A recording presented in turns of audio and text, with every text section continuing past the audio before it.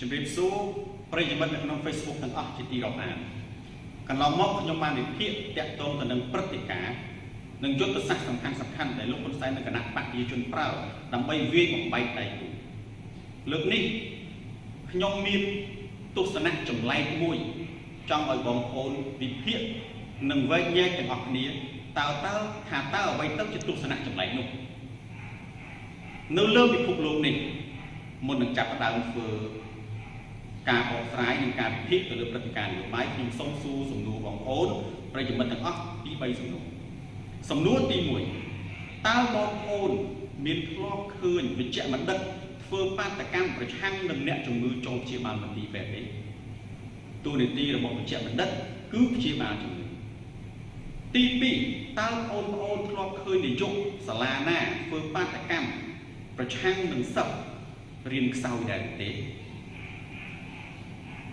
ទី3តើបងប្អូនមិត្តប្រិយមិត្តទាំងអស់នៅក្នុង Facebook ធ្លាប់ឃើញនាយករដ្ឋមន្ត្រីនិងប្រធានាធិបតីប្រទេសណាដែលប្រកាសនិងដឹកនាំធ្វើបាតកម្មប្រឆាំងទៅនឹងបកប្រឆាំងដែរទេតើបងប្អូនយុវជនប្រិយមិត្តនៅក្នុង Facebook ទាំងអស់ធ្លាប់ឃើញប្រធានាធិបតីនិងនាយករដ្ឋមន្ត្រីប្រទេសណាដែលធ្វើបាតកម្មការពារអំណាចដែលធ្វើបាតកម្មការពារតំណែងរបស់ខ្លួនឯងនេះគឺជារឿងចម្លែកបំផុតដែលមានតែមួយគត់នៅក្នុងប្រទេសកម្ពុជាដែលនាយករដ្ឋមន្ត្រីធ្វើបាតកម្មការពារអំណាចប្រឆាំងទៅនឹងបកប្រជាដូច្នេះហេតុអ្វីបានជានាយករដ្ឋមន្ត្រីទៅជាបាតកោប្រសិនបើនាយករដ្ឋមន្ត្រីខ្លាយជាបាតកោប្រសិនបើស្ថាប័នរដ្ឋាភិបាលខ្លាយជាបាតកោដូច្នេះតើនរណាជាអាជ្ញាកតា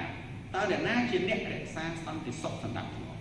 តើអ្នកណាជាអ្នកការពារអ្នកណាជាអ្នកជំនួយអនុវត្តច្បាប់បើរដ្ឋាភិបាលមេដឹកនាំរដ្ឋាភិបាលគឺជាបាតកោទៅហើយដូចដែលលោកហ៊ុនសែនបានប្រកាសថានឹងពុះចែកទីលានប្រជាធិបតេយ្យនេះគឺជាយុទ្ធសាស្ត្រយកកម្លាំងប្រជាជនសម្លាប់ប្រជាជនកន្លងមកនៅក្នុងប្រវត្តិសាស្ត្រយើងឃើញថាកងទ័ពទល់នឹងកងទ័ពខ្មែរក្រហមគឺប្រជុំប្រឆាំងជាមួយនឹងកងទ័ពរបស់លោកហ៊ុនសែនហើយពីដើមមកទៀតកងទ័ពរបស់លន់នល់គឺប្រយុទ្ធប្រឆាំងជាមួយនឹងកងទ័ពប៉ុលពតមានន័យថាសពាវុធបាត់នឹងសពាវុធប៉ុន្តែបច្ចុប្បន្នលោកហ៊ុនសែនប្រើអាវុធយុទ្ធភ័ណ្ឌតទល់ជាមួយនឹងយុវជននិងបាតកោដៃទាស្រុកត្រង់ទទួលការកោតទោសពីអន្តរជាតិដូច្នេះអត់មានកងទ័ពមួយខាងទៀតទេមានតែមួយខាងលោកហ៊ុនសែនមិនអាចប្រើកងទ័ពដើម្បីបំផុសឈាមមនុស្សដែលអត់មានកងទ័ពបានអាវុធនៅក្នុងដៃបានគឺត្រូវប្រើប្រជាជនដើម្បីឲ្យបំផុសឈាមប្រជាជនយើងមើលឃើញចាំច្បាស់ប្រឡែកថាទង្វើនេះគឺជាទង្វើមួយដែលខ្ញុំមិនដឹងជាត្រូវនិយាយថាម៉េចដែលនាយករដ្ឋមន្ត្រីខ្លាយជាបាតកោនេះនៅលើពិភពលោកយើងមិនដែលឃើញមានជីងឡាស់បាតកម្មការពារអំណាចយើងមិនដែលឃើញមានវិជ្ជបណ្ឌិតណាបាតកម្មការប្រឆាំងទៅអ្នកជំងឺបើដូច្នេះបើសិនជារដ្ឋាភិបាលធ្វើបាតកម្មប្រឆាំងតបតទៅនឹងគណៈបក្សសង្គ្រោះជាតិទៅហើយតាំងខ្លួនជារដ្ឋាភិបាលដូច្នេះតើបណ្ណាដែលជាអ្នកសម្របខ្លួនតើរដ្ឋាភិបាលស្ថិតនៅត្រង់ណាឬមួយក៏លោកហ៊ុនសែនដឹកនាំធ្វើបាតកម្មប្រកាសជាមួយគណៈបក្សសង្គ្រោះជាតិហើយយើងរំលាយតែតាំងអង្គការសហប្រជាជាតិធ្វើជាអ្នកអាជ្ញាកណ្ដាលទៅអានេះជាការល្អពីព្រោះបច្ចុប្បន្នគឺបាតកោទល់បាតកោអានឹងគឺកណ្ដាលមានបណ្ដាលត្រូវការអាជ្ញាកណ្ដាលបរដ្ឋាភិបាលលែងដើរតួខ្លួនឯងទៅជារដ្ឋាភិបាលទៅហើយដើរតួជាបាតកោហើយប្រកាសឲ្យប្រជាជនបង្កឈាមគ្នាបាតកម្មនៅក្នុងគណៈបកប្រជាជនបាតកោពីច្រើនដែលយើងដឹងគឺជាកម្លាំងដែលបង្កប់ស៊ីវិលដែលមានសពាវុធដើម្បីបង្កអំពើហិង្សាយកលេសបង្ក្រាបយើងឃើញថាបាតកម្មដែលបង្កដឹកនាំដោយគណៈបក្សសង្គ្រោះជាតិគឺជាមហាជនបាតកម្មដែលដឹកនាំដោយគណៈបព្វជិជនគឺគ្រប់គ្រងដោយរដ្ឋាភិបាលពីព្រោះនាយករដ្ឋមន្ត្រីគ្រប់គ្រងហើយគ្រប់គ្រងដោយកម្លាំងប្រដាប់អាវុធប៉ូលីស PM ដូច្នេះតើនរណាជារដ្ឋាភិបាលនេះគឺជាសំណួរមួយដែលបងប្អូនគេតាមពិចារណាបញ្ហាទី2ដែលយើងឃើញព្រឹត្តិការណ៍ថ្មីដែរតាក់ទងទៅនឹងសម្ដេចក្រមព្រះនរោត្តមរណរដ្ឋ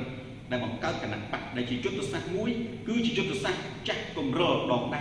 លចង់បន្សាបនិងកាត់បន្ថយកម្រិតពីគណៈបកប្រឆាំង តែនេះប្រហែលជាស្របទៅនឹងទស្សនៈរបស់ស្ដេចក្រមព្រះដែរពីព្រោះស្ដេចក្រមព្រះឃើញសត្វភេពីររកស៊ីចូលគ្នាឆ្លៀតឱកាសបង្កើតគណៈបកពីព្រោះរដ្ឋាភិបាលបច្ចុប្បន្នប្រឈមមុខទៅនឹងរដ្ឋាភិបាលឯកបកនិងសិទ្ធិឯកបកដូច្នេះនាពេលអនាគតប្រសិនបើគណៈបកណាមួយយកបានអាសនៈតែមួយនៅក្នុងរដ្ឋសភាគណៈបកនោះនឹងត្រូវបានបែងចែកអំណាចកេងប្រវ័ញ្ចប្រព្រឹត្តអំពើពុករលួយជាមួយនឹងលោកហ៊ុនសែនដូច្នេះលោកហ៊ុនសែនប្រើប្រាស់តែក្រុមព្រះគឺជាមនុស្សដែលស្រួលប្រើបំផុតណាមួយទៀតគណៈបកដែលរួមបង្រួមគ្នាបានលកឹកណាតែយើងស្ថិតនៅឈរមួយកន្លែងនៅក្នុងបច្ចុប្បន្នមានតែគណៈបកសង្គ្រោះជាតិមួយគត់ដែលអាចធ្វើការផ្លាស់ប្ដូរបាន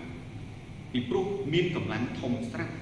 ខ្ញុំមិនមែនមានន័យថាគណៈបកដទៃទៀតមិនអាចធ្វើការផ្លាស់ប្ដូរបានទេប៉ុន្តែត្រូវចំណាយរយៈពេលយូរប្រសិនបើគណៈបកដទៃតូចទៀតទម្រាំតែទទួលបានសម្លេងលើកលុបឆ្លងកាត់គណៈបកសង្គ្រោះជាតិនិងឆ្លងកាត់គណៈបកប្រជាជនបានគណៈបកប្រជាជនកម្ពុជានឹងគ្រប់គ្រងអំណាច